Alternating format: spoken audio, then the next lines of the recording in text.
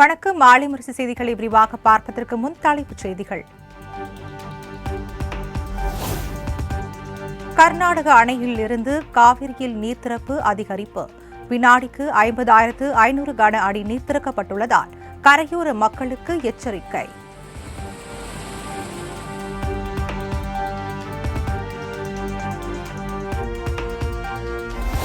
மேட்டூர் அணைக்கு நீர்வரத்து வினாடிக்கு 20,910 கன அடியிலிருந்து 21,520 கன அடியாக அதிகரிப்பு. நீர்மட்டம் 46.80 அடியிலிருந்து 47.78 அடியாக உயர்வு.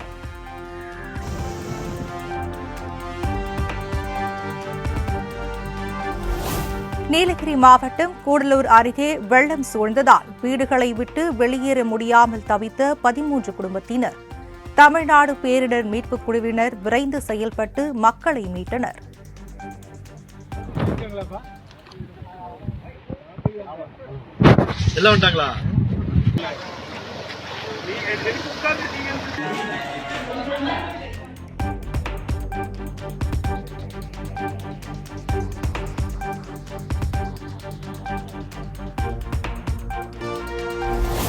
சென்னையில் ஒரு சில இடங்களில் 48 மணி நேரத்திற்கு இடி மின்னலுடன் கூடிய மழைக்கு வாய்ப்பு. வானிலை ஆய்வு மையம் கணிப்பு.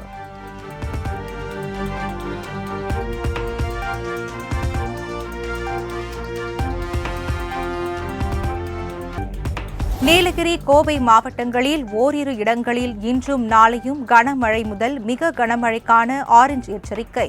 சென்னை வானிலை ஆய்வு மையம் தகவல்.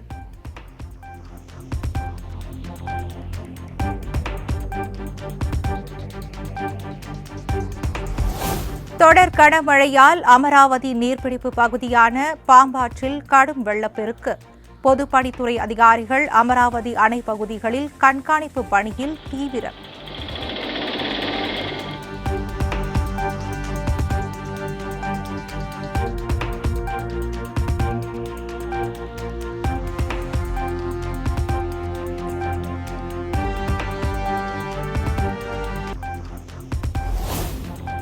வால்பாறையில் தொடர் மழையால் நடுமலை உள்ளிட்ட பல ஆறுகளில் வெள்ளப்பெருக்கு.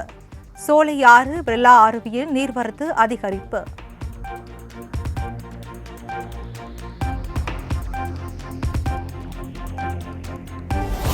பௌர்ணமி வார இறுதி நாட்களை முன்னிட்டு வரும் 19ஆம் தேதி முதல் சிறப்பு பேருந்துகள் இயக்கப்படும் என போக்குவரத்துத்துறை அறிவிப்பு. கிளாம்பாக்கத்திலிருந்து திருவண்ணாமலை, திருச்சி, கும்பகோணம், நெல்லைக்கு கூடுதல் பேருந்துகள் இயக்கப்படுகிறது.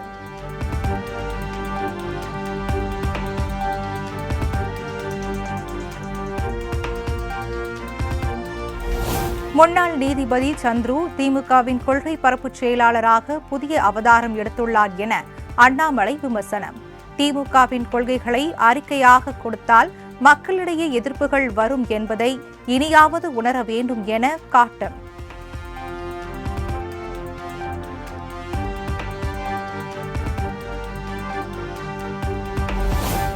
சென்னை அருகே செங்குன்றத்தில் துப்பாக்கி முனையில் ரவுடியை கைது செய்தது தனிப்படை காவல்துறை. சரித்திர பதிவேடு குற்றவாளியான ரவுடி சேதுபதியிடமிருந்து ஆயுதங்கள் பறிமுதல்.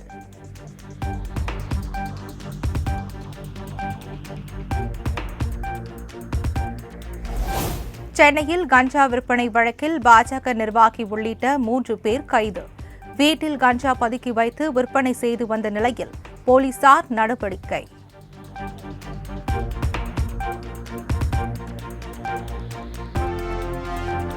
மதுரையில் பட்டப்பகலில் ஆட்டோ ஓட்டுநர் வெட்டி படுகொலை. ஆட்டோ ஓட்டுநர்கள் இடையே ஏற்பட்ட தகராறில் கொலை நடந்ததாக முதல் கட்ட தகவல்.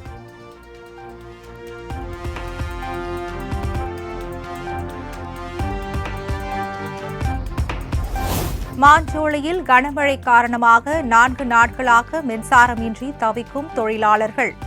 ஊத்து, காக்காட்சி, நாலுமுக்கு கிராமங்களில் மின்சாரமின்றி மக்கள் தவிப்பு.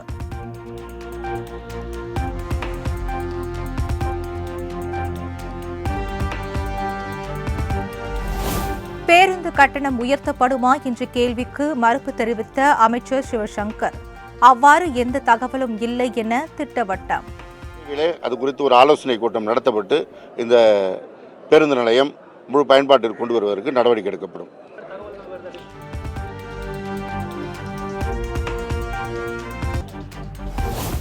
யானைக்கும் அடிசறுக்கும் எம்ஜிஆர் ஜெயலலிதா தலைமையிலேயே தோல்விகளை சந்தித்துள்ளதாக முன்னாள் அமைச்சர் செல்லூர் ராஜு பேட்டி. 2026 சட்டமன்ற தேர்தலில் எடப்பாடி பழனிசாமியின் சாணக்கிய தளத்தில்தான் திமுக மீண்டும் அரியணை ஏறும் என உறுதி. நீ அதெல்லாம் எடுக்கக்கூடாது. யானைக்கும் அடிசரக்கும் இது இந்த தேர்தல் அளவுகோல் அல்ல. இது நாடாளுமன்ற தேர்தல். எங்க புரட்சி தலைவரும் தோற்று இருக்கிறாரு, எங்க அம்மாவும் தோற்று இருக்காங்க, சட்டமன்றத்தில் வெற்றி பெற்றிருக்காங்க.